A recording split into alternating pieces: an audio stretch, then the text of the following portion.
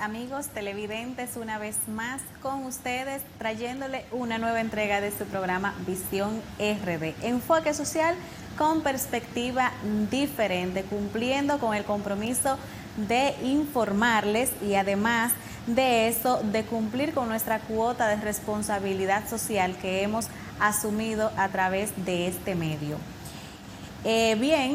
Hoy estaremos comentando, como de costumbre, sobre los temas de interés, haciendo análisis al respecto, pero también, como de costumbre, tenemos nuestro invitado o invitada del día de hoy, que en este caso es una mujer. Nos va a acompañar más adelante la doctora Claribel Rodríguez Monegro, quien es nutrióloga clínica, y estaremos abordando un interesante tema, y es la alimentación adecuada para las personas que padecen de hipertensión arterial. Así que no se pueden perder más adelante este segmento con la doctora Claribel Rodríguez Monegro.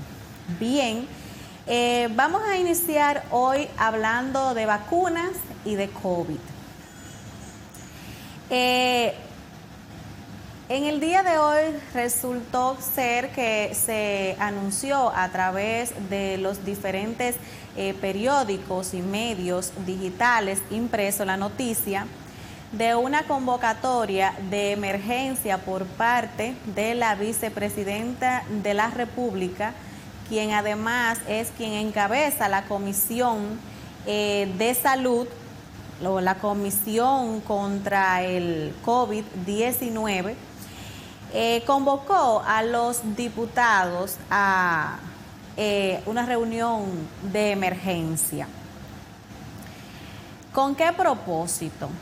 Bueno, con el propósito de que se revise el contrato de compra para un lote de aproximadamente 10 millones de vacunas, porque son más de 9 millones de dosis de vacunas de la farmacéutica Pfizer.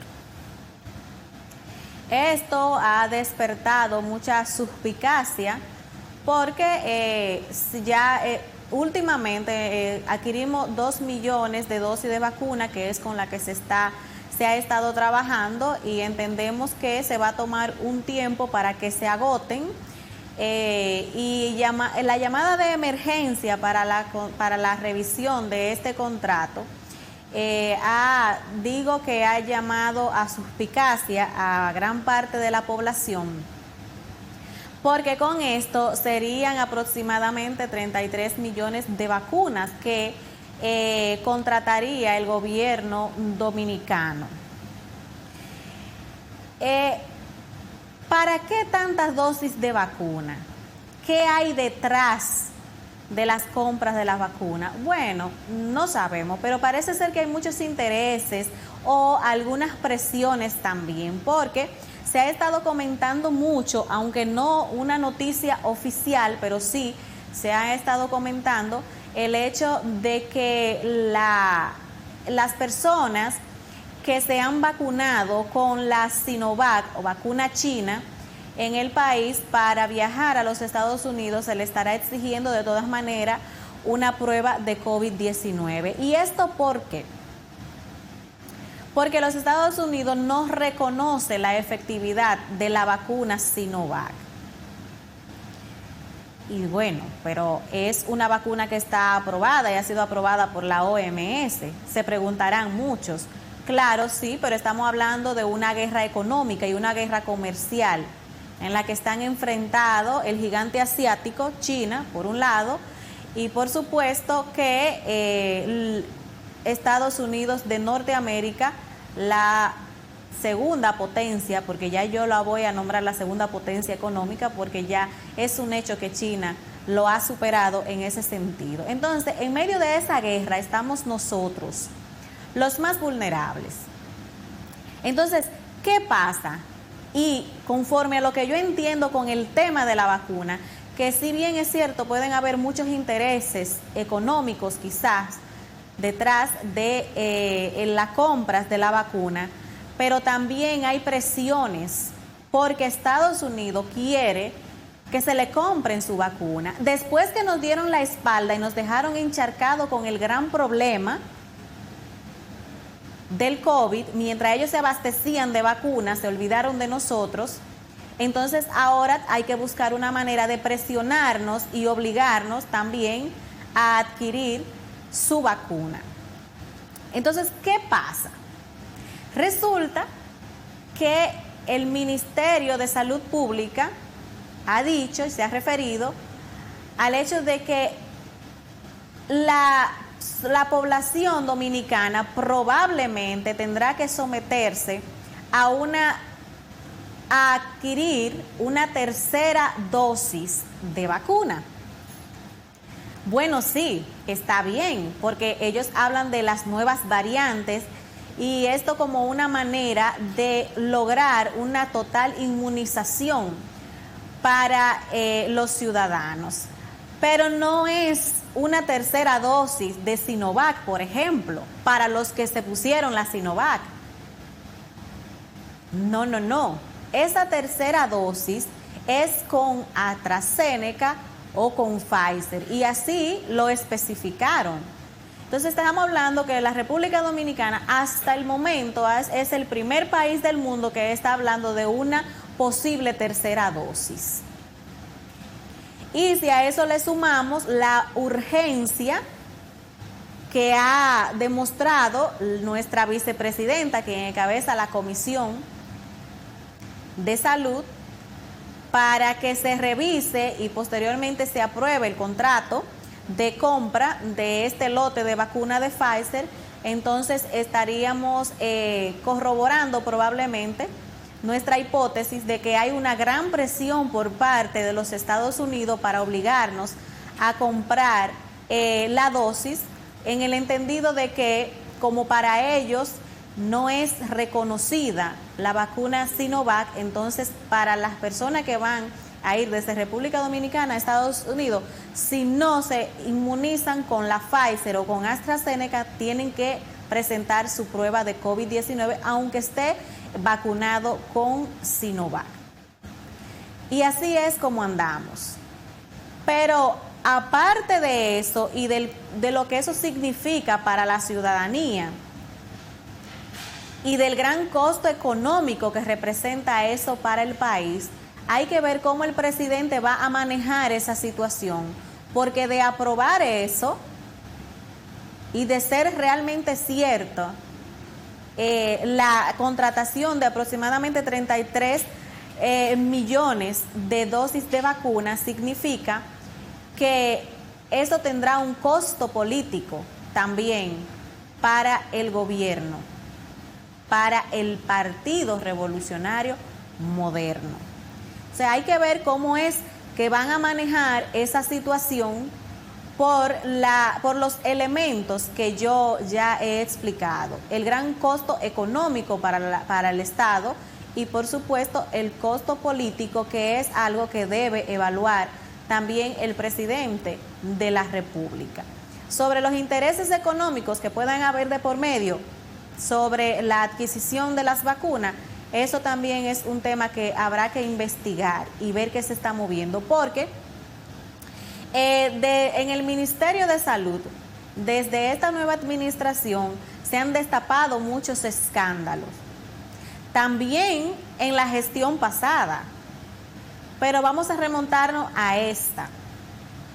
Y ahí tenemos la renuncia de Plutarco Arias, el exministro de Salud Pública.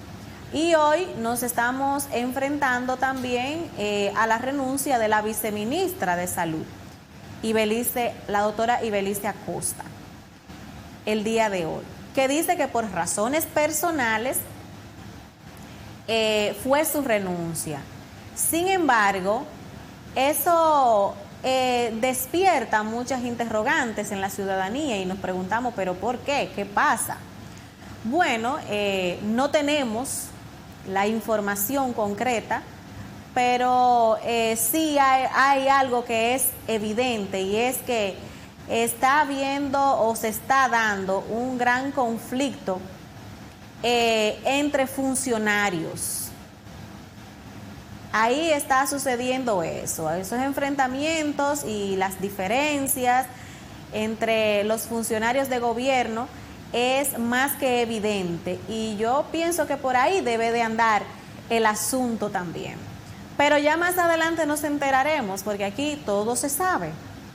No vamos a adelantarnos a los hechos, pero vamos a ver cuál será la versión real en torno a la decisión de la renuncia de la doctora Ibelice Acosta, viceministra de Salud, quien rápidamente fue sustituida y ya se emitió un decreto para nombrar, mediante el cual se nombra el nuevo ministro de Salud. Hay otros temas también sobre los que quiero referirme.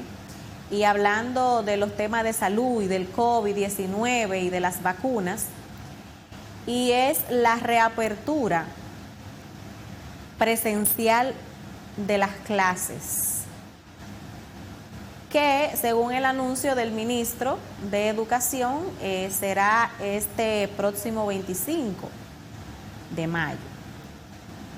En torno a esto, para mí resulta ser una imprudencia. Yo pienso que en este momento sería una imprudencia ya llamar a clases presenciales, porque justamente se ha iniciado con el plan de vacunación masivo y yo pienso que ciertamente al ritmo que vamos, para el próximo año escolar ya sí podríamos garantizar un regreso a clase presencial de manera segura.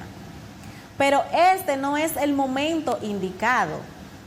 Pero además, tomando en cuenta de que son básicamente 2 meses y medio que quedan de clases para que concluya este presente año escolar.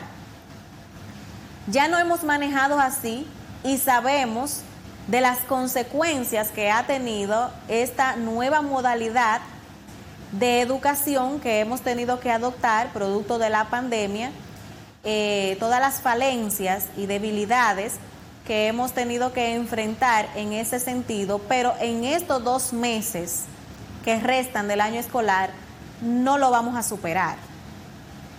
De todas maneras, para el próximo año escolar, el Ministerio de Educación tendrá que tomar las medidas del lugar para reforzar el programa de clase, de manera que los estudiantes puedan tener un refuerzo, valga la redundancia, sobre lo que fue el programa de este año escolar y entonces dar inicio posteriormente al programa del año escolar siguiente. Pero este no es el momento. Hay que esperar que por lo menos el 70 o el 75% de la población ya esté debidamente inoculada, se haya vacunado. ¿Por qué tratar de dañar de golpe lo que con tanto esfuerzo hemos tratado de evitar? ¿Por qué? Si hay una gran tasa de contagio, porque hay un problema, tenemos una limitación de prueba PCR, pero hay una discordancia con las estadísticas respecto a las tasas de contagio, porque hoy te dicen que hay 200 y tanto de contagiados, y mañana te dicen que hay 800. Entonces como que no se corresponde.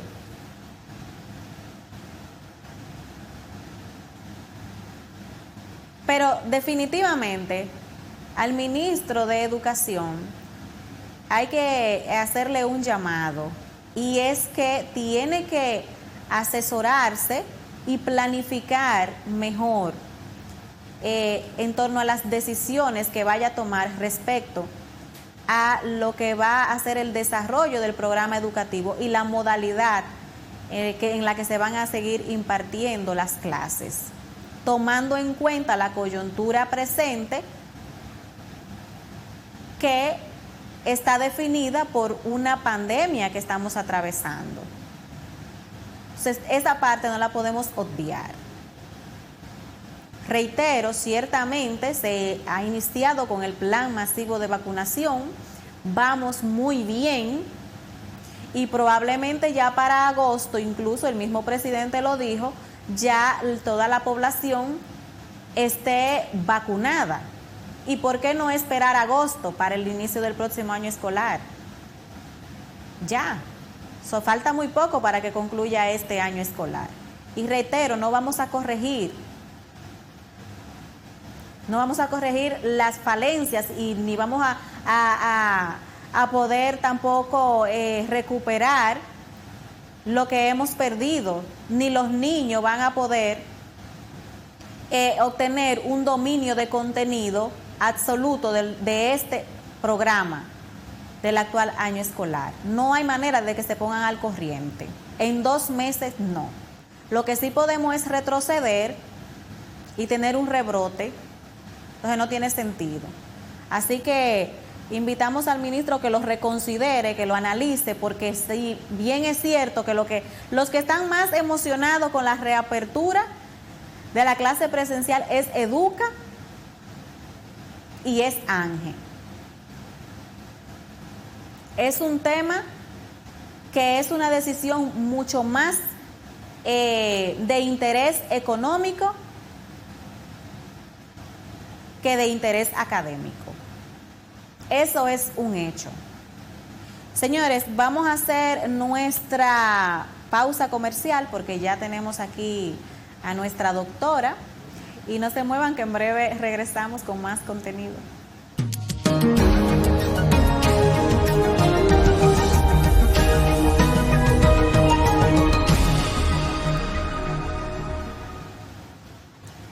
Muy bien, estamos de vuelta y continuamos con Visión RD. Y ahora sí, nuestra invitada de hoy, la doctora Claribel Rodríguez Monegro, nutrióloga clínica, quien en ocasión de que se celebra el próximo lunes el Día Mundial de la Hipertensión, ¿verdad que sí?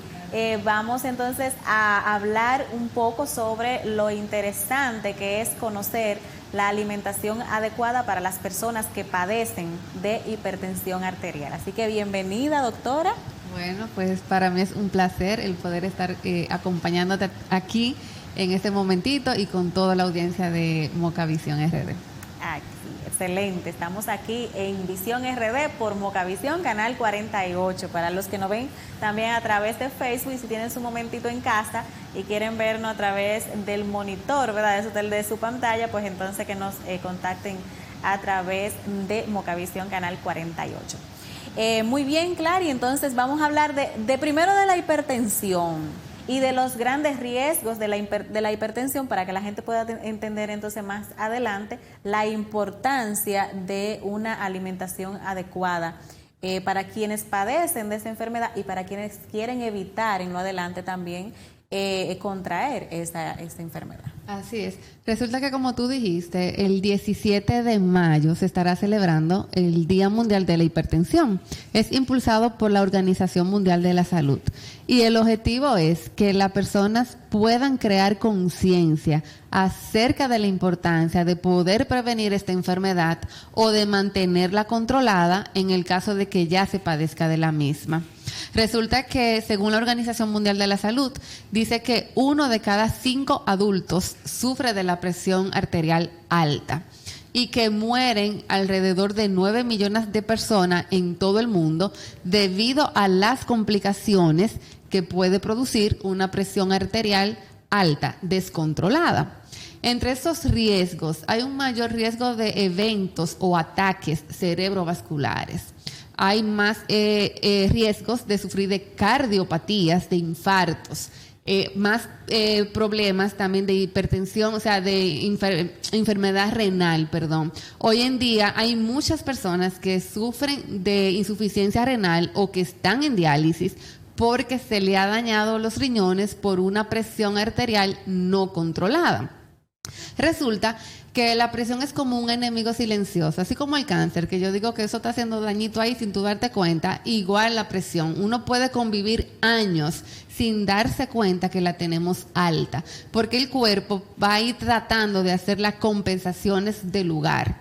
Es por esto también entonces la importancia de que por lo menos una vez al año podamos hacernos un chequeo médico, no diga porque no nos sintamos nada, porque hay gente que dice, no, yo no me voy a revisar porque no siento nada.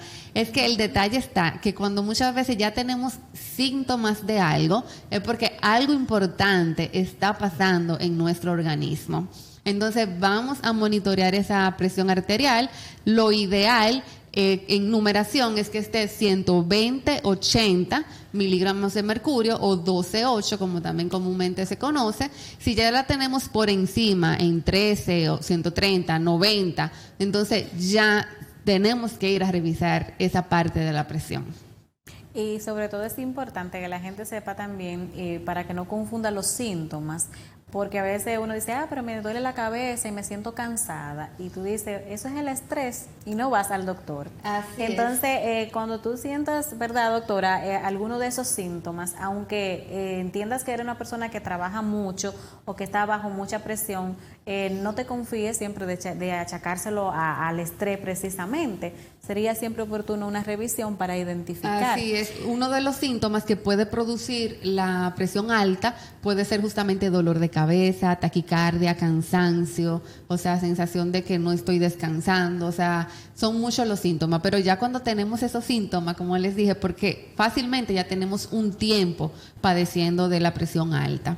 Hay ciertos factores de riesgo que van a hacer que pueda aparecer entonces esa presión alta.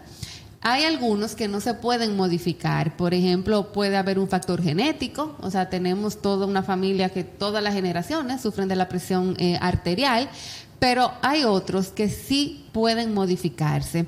Por ejemplo, el sobrepeso, la obesidad está muy ligada con el aumento del riesgo de enfermedades, incluidas la presión arterial, dislipidemia o colesterol alto, azúcar alta, o sea, hay mucho riesgo cuando ya tenemos exceso de peso. Otro de los factores de riesgo también es una mala alimentación, sobre todo cuando tenemos una alimentación alta en sodio y en sal, que en esa parte le voy a recalcar en un momentito para que vean qué cantidad de sodio nosotros consumimos y cómo abusamos de esa cantidad de las recomendaciones diarias. También aumentan el riesgo de enfermedad cardiovascular o de presión arterial alta, el tabaquismo, el alcohol, el sedentarismo. Entonces, todas estas últimas cosas las podemos modificar porque nosotros podemos decidir el tener un peso más saludable, podemos decidir no fumar, podemos decidir no tomar alcohol o tomar menos, podemos decidir estar moviéndonos y dejar de estar todo el tiempo sentado. Entonces, son factores por eso que sí pueden modificarse y disminuir el riesgo entonces de que aparezca esa hipertensión arterial. Es decir, doctora, que no es evitar y sacrificarnos de manera radical, ¿verdad? Diciendo, no, definitivamente no voy a consumir esto o no voy a consumir aquello, sino mantener un equilibrio en lo que es la alimentación. Así y hablando del equilibrio de la alimentación, entonces vamos a hablar de los alimentos que debemos consumir en caso de que seamos personas hipertensas y cuáles son los alimentos que debemos evitar si somos hipertensos o queremos evitar serlo. Así es. Me voy primero con esa parte de la prevención.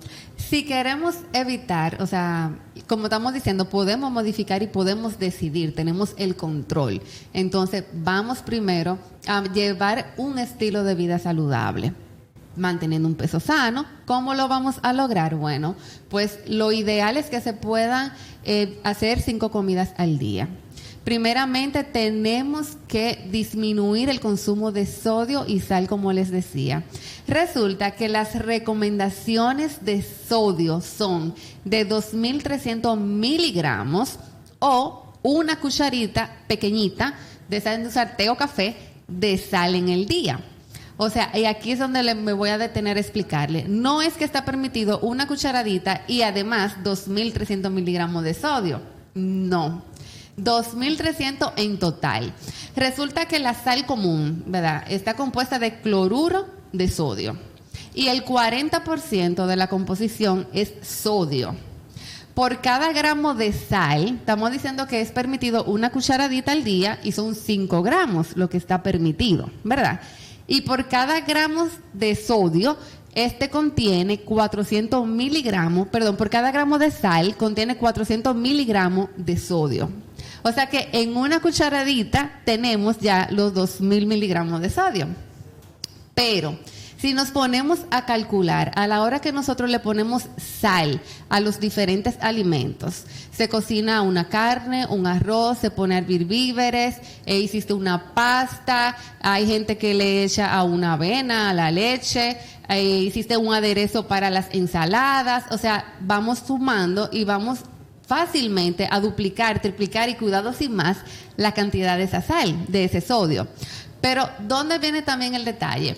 Que la mayoría del sodio que consumimos no es necesariamente de ese que le estamos agregando a los alimentos, sino ya del sodio que contiene los alimentos que estamos comprando en casa. Eso te iba a decir. ¿Y qué hay de los alimentos también que son ricos en sodio, ahí que se agregan a la dieta? Detalle. Porque ya tenemos, nos pasamos con la cantidad de sodio que debemos consumir nada más con la sal. Así es. ¿Y los alimentos? Entonces, los diferentes alimentos, por ejemplo, para decirle algo, un vaso de leche tiene fácilmente 180 miligramos de sodio. El yogur, por igual. Si utilizamos los alimentos enlatados, en conservas, por ejemplo, una lata de atún, que es saludable, tenemos una lata de habichuela o de maíz, de sardina. O sea, todos estos alimentos tienen mucho sodio. Una sola lata de eso tiene más de los 2.300 miligramos que se requieren en el día. Ok, entonces si encima de eso, también los alimentos que son instantáneos, como las famosas sopas chinas, eso tiene 2 veces más de la cantidad en el día. O sea que si usted se comió una sopa de esa, ya usted tiene el sodio que necesita para 2 días, por decirlo así. Ok, si también consumimos un pan, un cereal, una galleta, todo eso tiene sodio. Los embutidos son unos que son número 1 altos en sodio. Dígase las salchichas, el salami, el jamón. Entonces, si nosotros nos ponemos a hacer un recuento alimentario de lo que desayunamos en el día, merendamos, almorzamos, cenamos, fácilmente hemos ingerido más de 6.000 miligramos de sodio. Ok, entonces estamos diciendo que ese sodio es un predictor para que aparezca presión arterial alta. Entonces, por eso es que se recalca que llevemos una dieta lo más bajita en sal, no solo para prevenir la enfermedad de la hipertensión. O sea, porque si yo me hago la loca y llevo una dieta alta en sal o en sodio, evidentemente va a venir la presión arterial alta. Ok, y si ya usted padece de presión alta, entonces evidentemente va a estar descontrolada y va a tener que estar utilizando 2, 3, 4 medicamentos fácilmente para poder mantenerla entonces controlada. Ok, yo siempre digo... Y eso es solamente del sodio. Eso es solo del sodio. Me faltó también los quesos. Por ejemplo, a mí me encantan los quesos, pero los quesos endurecidos son altos en sodio. Mientras más duro ese queso parmesano, que un queso azul, o sea, riquísimo en sodio. Ok, entonces, clave número 1. Riquísimo en sabor y riquísimo en sodio. Exactamente. Número 1, para prevenir la hipertensión arterial, vamos a llevar una dieta conscientemente baja en sal y en sodio. A la hora de comprar los alimentos, vamos a fijarnos bien en el etiquetado nutricional. Siempre hay una tablita donde ustedes van a ver cuánta caloría tiene, cuántos gramos de proteína y el sodio. Algo importante también a destacar. También, siempre lo mismo. Así es. Algo importante también. La relación del colesterol con la hipertensión. Sería bueno también hablarlo para que la gente, porque también el colesterol es algo que se controla más con la alimentación. Así es. Resulta que también el colesterol alto es un predictor también para que aumente el riesgo de enfermedades cardiovasculares.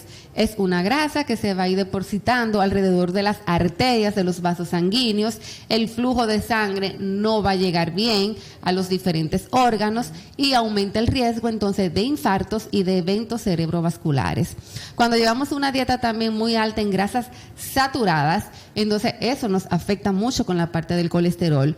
Pero también tenemos los hidratos de carbonos que se van a transformar en grasa. O sea, entra la harina, entra el pan, el arroz, las diferentes cosas como ese alimento, pero cuando el cuerpo lo transforma, se transforma en grasa y nos aumenta ese riesgo de colesterol alto. También entonces ahí puede venir la grasa en el hígado, porque justamente si ya tenemos una dieta muy alta en azúcares que también se transforman en grasa, ese hígado también comienza a guardar grasa. Es todo como que un evento, el cuerpo es súper sabio. Entonces debemos también de preferir alimentos que sean bajos en grasa para disminuir el riesgo de presión arterial alta, pero también para disminuir el riesgo de colesterol alto.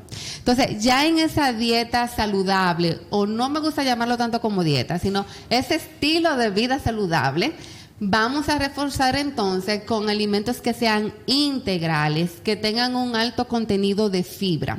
Resulta que la fibra nos va a ayudar mucho con ese colesterol y nos va a ayudar a mantenerlo más bajito.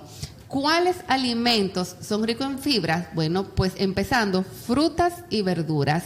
Y la recomendación es que sean por lo menos de 5 a 6 porciones de frutas, verduras, vegetales al día. Cuando uno hace un recuento alimentario, fácilmente tú le preguntas, yo te puedo preguntar a ti, por ejemplo, ¿te gustan las frutas? Sí, me gustan. ¿Y cuándo fue la última vez que te comiste una frutica? Fácilmente a cualquiera de nosotros se nos puede ir 2 semanas o un mes y dice, por verdad yo no he comido ninguna fruta. Porque yo soy fanática de las frutas, pero yo ingiero muchas frutas. Okay. Pero en la mayoría de la población sucede que sí que le gusta, pero no la consume habitualmente. Entonces debemos de consumir de 5 a 6 porciones, tanto por la parte de la fibra, pero también porque tienen potasio. Y el potasio también nos ayuda a mantener los niveles de presión más controlados. Claro está, si no hay una enfermedad renal, porque ya cuando tenemos una insuficiencia renal, entonces esos pacientes deben de llevar una dieta restringida en potasio. Por eso que no podemos hacer tampoco las cosas a lo loco, sino que deben de ir de la mano de algún profesional que le pueda guiar en ese sentido. Vamos también para mantener tanto el peso, porque ya dijimos que si hay una obesidad o si hay un sobrepeso, nos va a aumentar el riesgo de presión alta. Entonces también vamos a elegir métodos de cocción que sean más saludables. En forma general a los dominicanos nos gusta mucho la comida frita, rebozada en aceite. Entonces vamos a elegir cosas que sean a la plancha, que sean al vapor, que sean hervidas, que sean horneadas. Y vamos a dejar la cosa frita para un día. O sea, no es que tengamos que sacrificarlo del todo. En la dieta del dominicano no puede faltar el frito verde, o el plátano maduro frito, o una arepita de yuca, o de harina, pero siempre una friturita. Sí, pero no solo eso, sino que cuando, o sea, como la mayoría de hogares cenan con víveres en forma general en República Dominicana, o sea, lo acompañan con un huevo frito rebozado en aceite, en cebollita frita, en queso. Entonces yo le digo, tú te puedes comer ese mismo huevo a la plancha, como si fuera frito, pero sin grasa. O te lo puedes comer revuelto sin grasa, porque hay que echarle mucho aceite, o sea, para que puedas revoltear un huevo. O sea, no. Hacer un huevo revuelto con unas gotitas de agua solamente para la cocción, y sabe igual que como si fuera en aceite. Es así, y si entonces tú le agregas algunos vegetales o algo, muchísimo mejor. Exacto, la cebolla, porque hay que freírla en aceite, póngale un poquito de agrio, un poquito de vinagre y la pone a marear un poquito y sigue siendo los mismos alimentos. Yo a veces incluso también me río cuando me dicen, no, porque que lleva una dieta cara, y yo, no, a mí no me diga eso, porque, o sea, es simplemente con lo mismo que tú tienes, o sea, cocinarlo de una manera diferente, sí. O con el dinero que tú inviertes para comprarte algunas cosas como un refresco, por ejemplo, que cuánto cuesta un refresco, utiliza ese mismo dinero y cómprate la fruta. ¿Tú entiendes? O sea, es muchas veces hacer sustituciones. También para poder mantener Sí, porque hay un tabú que limita mucho a la gente respecto a la alimentación sana, y es que entienden que le sale más costoso una alimentación sana que una alimentación a la que nosotros estamos acostumbrados, con las frituras y demás, y a la larga termina siendo mucho más económico, un estilo de vida saludable. Así es. Con relación también a la grasa, ya somos adultos, entonces vamos a elegir lácteos que sean descremados. O sea, el niño es el que necesita esa grasita para poder crecer, para poder desarrollarse, pero ya nosotros si crecimos, esa grasa al final de cuentas lo que nos va a traer el colesterol, aumento de riesgo de presión alta. Vamos a tomar una leche que sea por lo menos semidescremada, al 1, al 2%, dependiendo de las necesidades de cada quien. Lo mismo, un yogur también que sea descremado. Con el yogur hay un tema importante porque a veces nos fijamos que dice solamente 0% grasa, más sin embargo cuando vemos en el etiquetado nutricional tiene pila de azúcar, o sea tiene 35, 40 gramos de azúcar que al final de cuentas se van a transformar en grasa. Entonces, como yo digo, la industria nos engaña. Y cada vez que a ustedes le hablan de 5 gramos es una cucharada de azúcar. Entonces, con una bebida saludable como el yogur, te bajas fácilmente 7 u 8 cucharadas de azúcar sin tú darte cuenta. ¿Ok? Entonces, ¿el yogur natural es una buena opción o no es la mejor opción para las personas hipertensas? Es una buena opción siempre y cuando sea, como te digo, semidescremado y que sea bajo en azúcar también. Es porque el yogur, primero, como lácteo, nos va a dar una buena fuente de proteína, ¿verdad? También es un probiótico que nos va a ayudar con la microflora intestinal, a esa función de los intestinos. Es adecuado si sabemos elegir el adecuado. Pero hay dos tipos de grasa, doctora. Vamos a hablar de esa grasa, porque la gente dice, bueno, pero y entonces la grasa también es necesaria. Escucho mucha gente que dice, pero la grasa es necesaria también para el organismo. Entonces vamos a hablar de las grasas. Ok. Porque para que la gente pueda entender, porque la gente dice, bueno, pero la doctora no quiere, es seco que quiere que comamos, no. Sin nada. Entonces los alimentos que contienen grasa natural y que son saludables para el organismo, que sí son grasas sanas. Así es. Como tú dices, las grasas sí son importantes, porque sucede que nosotros tenemos 3 grupos de macronutrientes, que son los carbohidratos, que son las proteínas y están las grasas. Solo que tenemos que seleccionar esas grasas buenas, que nos brinden omega 3, que nos ayuden con la salud cardiovascular. ¿Dónde nosotros vamos a encontrar ese tipo de grasas y más saludables? Bueno, pues en el aguacate, en el aceite de oliva, en las almendras. Ok, tenemos que, y las grasas, como le estaba diciendo ahorita, en menor cantidad, porque fue lo que le dije, no es que no nos podamos comer una cosa frita, pero no abusar de ella todos los días. Ok, pero grasas de forma general, como te digo, aguacate, oliva, también está muy de moda el aceite de coco. Entonces, con el aceite de coco también hay un poquito ahí de controversia, porque también es una grasa saturada, si se calienta y eso. Yo, en lo personal, pasa lo mismo con el aceite de oliva. Con el aceite de oliva también sucede igual. O sea, es mejor consumirlo en crudo. Cuando ya preparemos una ensalada, ponérselo por encima, o quizá un poquito al arroz o a esos víveres. O a la pechuga que tú haces la plancha. Así mismo, tratar de no calentarlo mucho en el sartén, porque en verdad entonces pierde sus propiedades buenas y se transforma igualito en una grasa saturada. Usted hablaba de la importancia de consumir frutas. También se habla mucho de que hay frutas que son altas en contenido de azúcar, por ejemplo. ¿Es eso cierto? Que hay frutas que debemos evitar por su contenido de azúcar o si realmente todas las frutas son saludables. Sucede que todo el azúcar tienen el azúcar, todas las frutas, tienen el azúcar natural que se llama fructuosa. Entonces es un azúcar natural, ¿ok? No hay realmente un alimento que sea prohibido. Todo va a estar en la moderación, en el equilibrio. Sí es cierto, como ahorita mencioné, por ejemplo, si hay personas que sufren de una insuficiencia renal, tenemos que hacer restricciones de algunos alimentos, de algunas frutas, porque son altas en potasio. ¿Ok? Entonces, pero en forma general, todo se puede consumir, incluso los diabéticos, que es otro tabú también que hay, que la persona diabética no pueden comer frutas porque le sube la azúcar.